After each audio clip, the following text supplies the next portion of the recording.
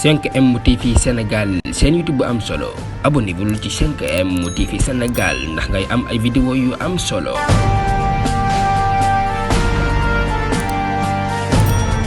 Ministre bi Antoine Diome daf fee ñëw.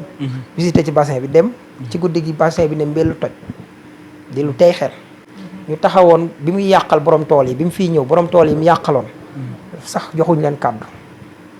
waaye bi mu yeggee mu gën a defaat dégâts yu raw loolu yàqal borom dafa yàqaloon borom tool yi mbay. waaye mujj gi yàqal borom tool yi dër yi sëñ Modou Kéemaan sëñ Cheikh Mbacke. nga xam ne daanaka lu jege milliard yàq na ko fi lu ko ëpp. boo ko booleeg lépp yàq na ko fi. ñu taxawoon joxe woon ay gaz ne danañ ko defar danañ nangam ak nangam. te gis nga xam nga ñun amuñu woon taataa. amuñu woon ay yoo. nga indil ñu bassin bu mel nii muy defi yoo di màtt nit ñi ñuy feebar nga war leen dédommager loolu rek mu yam ci waaye mu ne mbelu toj ba def fi insécurité nga war a taxaw defaraat ko bassin bii tey Touba gii bu ñuy wax Lac de Guiers bassin bii li fi taa ci ndox am problème maam Touba ngi am problème ndox moom naan ba pare di am problème inondation quelle contradiction ndox mi tey mënoon nga ko traité nit ñi di ci naan wala nga traité ko nit ñi di ci bay bassin bi nga defar ko ba mu mucc ay mais nga saboote ko def ko ab defaru taf yëngal ba mu toj nii la ñu état bi waxoon daaw ba naga ni ak préfet yeeg yooyu fii la ñu woon taxaw wax ak nit France daal la xëdde li gën a bon mooy kilifa wax ba pare nit ñi lijjanti ko muy ay fen mooy lu dul dëgg rek wor mooy nga jox nit ki rendez-vous respecté woo ko maanaam nga jox nit ki dig daje respecté woo ko wor mooy nga digganteeg nit ki ne ko lii laay sàmmonteeg moom laay defee ba pare defoo ko kon ñun fen nañ ñu wor nañ ñu fausé nañ suñu rendez-vous loolu nag il est temps Antoine Diome bu dee am nga xaalis bu tiktokeur Touba yi wax ne moom nga leen ko jox maa ngi jaajëfal nugum ak sëñ boobu kii Ablaye Naar man dama yàgg bëgg ak moom jataay xam naa bu ci jotee danañ war nañoo def lu bari man ak moom loolu maa ngi koy rêvé mooy seul tiktokeur boo xam ne bëgg naa seq ak moom jataay parce que waaw parce que déjà kàddoom daf ma neex ak ni mu koy defee yooyu te jàpp naa ne am na lu ma ko mën a dolli maa ngi leen di jaajëfal parce que loolu day firndeel bañ gi sëñ Bamba bañoon ci bañ ko waxee ne ko jengal irkan mu bind tëg xasida googu xaalu li yarkan pourtant am na sëtam boo xam ne bété la taxaw na ne xaalu li yarkan googu moom rek la concerné te pourtant sëñ bi daf ko def pour ñun tey nag ñoom jàpp nañu ne xaalu li yarkan googu concerné na Serigne Touba waaye concerné nañu ñun ay taalibeem ba bi bañ jotee ñu bañ moo tax ay gone yooyu tey dañuy symboliser bañ gi sëñ Bamba doon te yoonu murid nag kaay mu wax la ceddo gi da ci saf-sàpp xam nga lu waral yoonu murid am doole dëgg bi muy jóg 1886 la Lat Joor daanu ci déqale ñu jël doomi Lat Joor jàngale ji muy mbaaxaan doomu Lat Joor Salmun Fall doomu ca Yaasin Joor Gologanna ak Buuna doomu Alburi Njaay Maysa Mbay Sàll doomi Demba War Sàll maas googu yëpp ñu jël leen jàngal leen ci école bu ñuy wax école des otages rebaptisé ko tudde ko école des fils de chef biñ ko rebaptisé jëlewaat leen fi yóbbu leen Tunisie gis nga Tunisie ñoo gën a complexé ci naar yi fii ñu nekk nii ñoo gën a tubaabe boobu kon c'est pas pour rien ñu yóbbu leen fi biñ leen yóbboo fa dañ leen a defal li ñuy wax lavage de cerveau ça ne veut pas dire que seen cerveau yëpp lañ lavé parce que mbaaxaan bi mu yegsee doon na def liñ bëggoon ci moom waaye mujj na dem joxi boppam maam seex waaye gis nañ ne daaru mën naa moo xepp la ca gaaluk sëñ ba kon da ngay gis ne gis-gis boobu nag bi ko mbaaxaan amee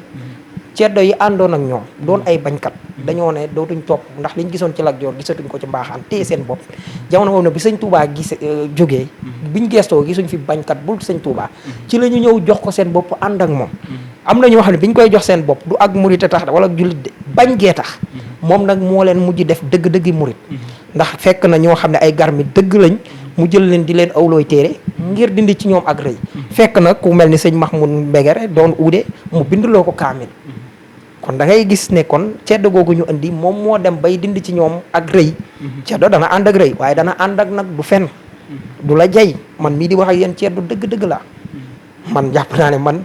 ku jàpp ceddo bàyyi ceddo ak yi di mel dara ku laalu ci ceddo sax mënoo maa jiite loolu mooy wax ci gis nga noonu nag sëñ bi def ba defar leen kon da ngay gis ne yoonu murid bokk na ci li ñuy wax ak ceddo muy jom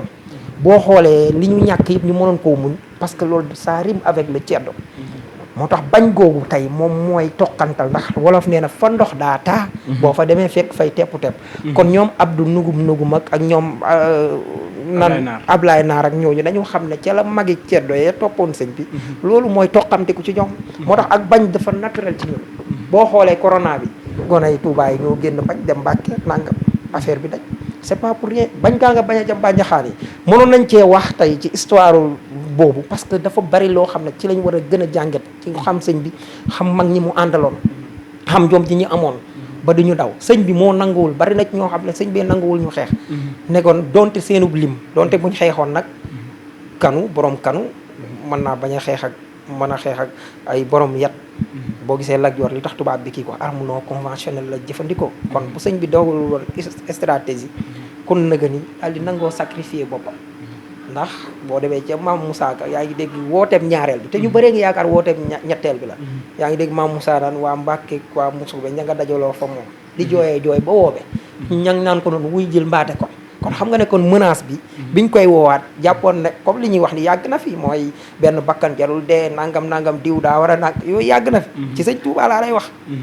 kon lépp moo ko jéem ko du keneen nag kenn du ci dara nag waaye fii amoon na mag ñoo xam ne ñu am taxawaay ñoo xam ne di ceddo ñoom pare woon nañoo dee ndax loolu moo tax mbir mi faaw benn facette bi